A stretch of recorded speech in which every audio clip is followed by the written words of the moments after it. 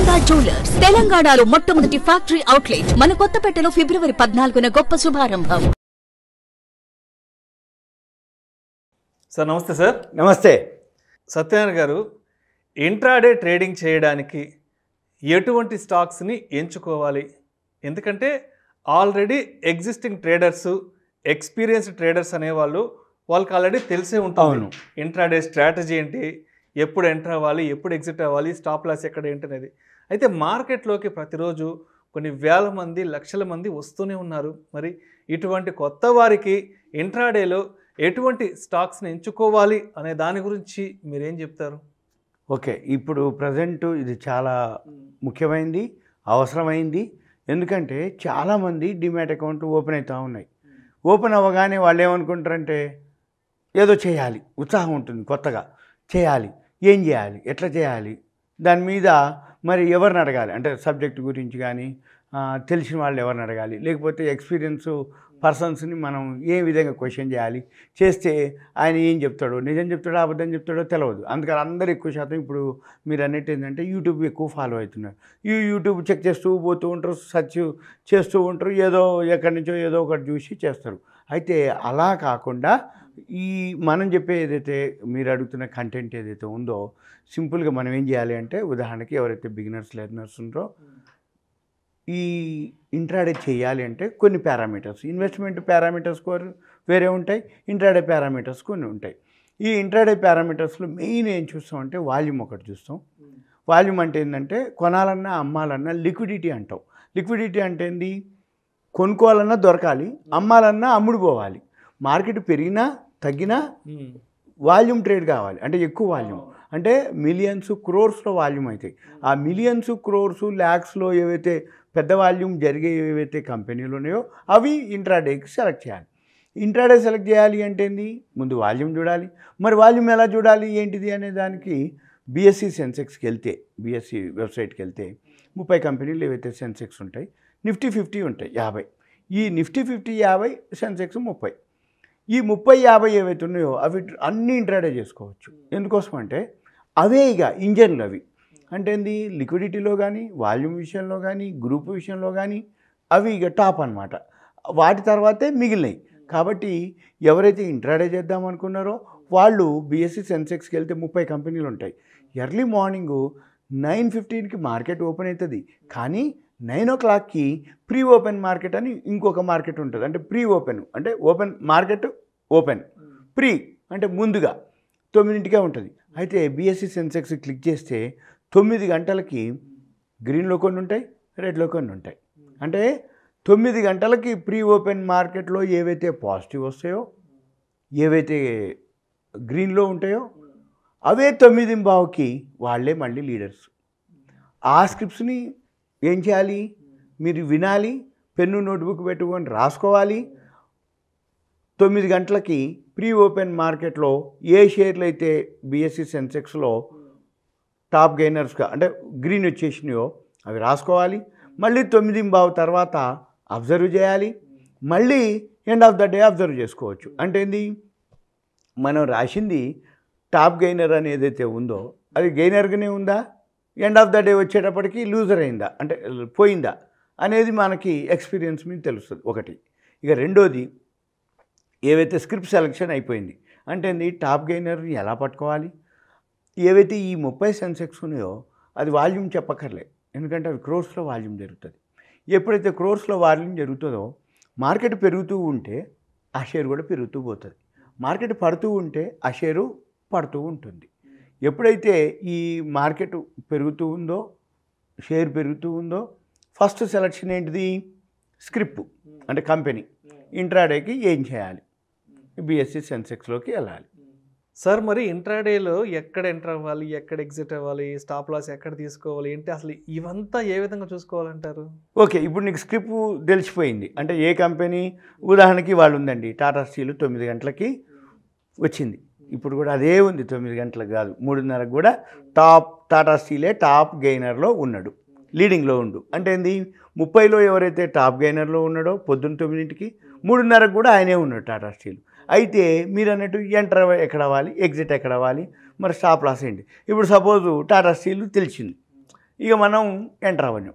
అయితే మరి ఎంటర్ అయినాక నువ్వు హై ప్రైస్లో ఎంటర్ అయినవో తెలియదు, లో ప్రైస్లో ఎంటర్ అయినవో తెలియదు. మరి ఇక్కడ నువ్వు ఎంటర్ అయినాక అది పెరిగి పడుతుందో తెలియదు. లేదు నువ్వు కొనగానే పడటం మొదలుపెట్టింది అనుకోండి, అంటే మన ఐడియా ఏదైతే ఉందో మిస్ మ్యాచ్ అయిపోతుంది. అప్పుడు ఏం చేయాలి అంటే, ఉదాహరణకి ఇప్పుడు టాటా స్టీలే ఉందనుకోండి ఇవాళ. ఈ టాటా స్టీల్ని ఏం చేయాలి మనం?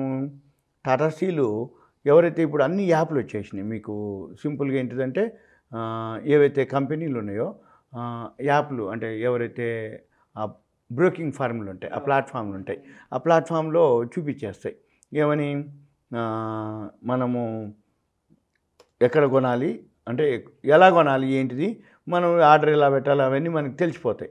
ఇప్పుడు మనం ఏం చూస్తాం, ఉదాహరణకి ఇప్పుడు టాటా స్టీల్ ఉంది. టాటా స్టీలు ఏదైతే ప్రైస్ ఉందో ఫస్ట్ ప్రీవియస్ క్లోజ్, ఈరోజు మనము మంగళవారం, సోమవారం, ఎప్పుడు బుధవారం అనుకోండి, మంగళవారం, గురువారం అనుకోండి, బుధవారం, ముందు రోజు ఒక రోజు ముందు ఇవాళ మంగళవారం, సోమవారం నాడు ప్రీవియస్ క్లోజ్ ఉంది. ఇప్పుడు ఉదాహరణకి టాటా స్టీల్ ఉంది, ప్రీవియస్ క్లోజ్ వచ్చి $1103.50.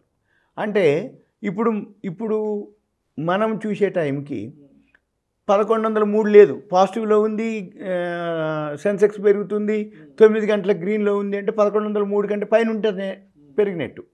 1103.50 మనం ఏం చేయాలి, కొనుక్కుంటే ఓపెనింగ్ ఇవాళ ఎంత అయిండు అంటే 1124 అయిండు ఓపెన్ 1124, కానీ ప్రీవియస్ క్లోజ్ ఎంత 1103.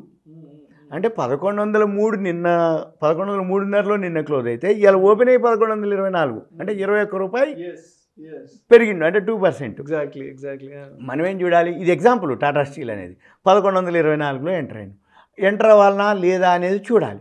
ఒకవేళ మీరు ఎంటర్ కాలేదనుకోండి, చూస్తూ ఉండి ఎంతవరకు కొంతవరకు, అంటే మళ్ళీ ఇట్లా అప్ అండ్ డౌన్లు అయితే ఉంటుంది కదా, అది చూసి ఇవాళ లోకి ఎంతకు వచ్చిందంటే 1115.35కి వచ్చింది. ఇక మనం ఏం చూడాలి, 1124లో ఓపెన్ అయ్యిండు, నిన్నటి క్లోజ్ 1103.5, మనకు పెరుగుతుందని చెప్తుంది.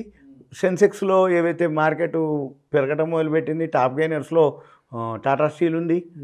సెన్సెక్స్ 30లో గ్రీన్లో 9 o'clock ప్రీ ఓపెన్ ఇదే ఉంది. 9:15కి మనం ఏం చేయాలి, ఈ 1124 కనుక కొనుక్కుంటే ఈ 1103.5ని స్టాప్ లాస్ పెట్టుకోవాలి నిన్నటి ధర. అంటే అంతకంటే దిగిపోతే మాత్రం పడిపోతుందని అర్థం. అంటే 1124లో కొనుక్కుంటే 1103.5 స్టాప్ లాస్ నిన్నటి ధర. సపోజ్ 1124 నీకు ఎక్కువ అనిపిస్తుంది, తగ్గుద్దేమో అని నీకు అనిపించింది, వెయిట్ చేయండి. వెయిట్ చేస్తే ఒక పావుగంట అరగంట తర్వాత అది స్టేబుల్ అవుతుంది. అంటే 1124 దాటిపోవాలి అంటే ముందు ఒకసారి నిన్నటికి వాటికే ₹21 వచ్చింది కదా, అక్కడ కూడా ప్రాఫిట్ బుక్ చేసే వాళ్ళు ఉంటారు. ఏది, నిన్న కొనుక్కున్న వాళ్ళు 1103.5 ఇవాళ 11 నాకు చాలా ₹20 వచ్చిందని అక్కడ ప్రాఫిట్ బుక్ చేసేవాళ్ళు. అంటే ఇది ఏం జరిగింది, ఇవాళ 1115.35లోకి వచ్చింది.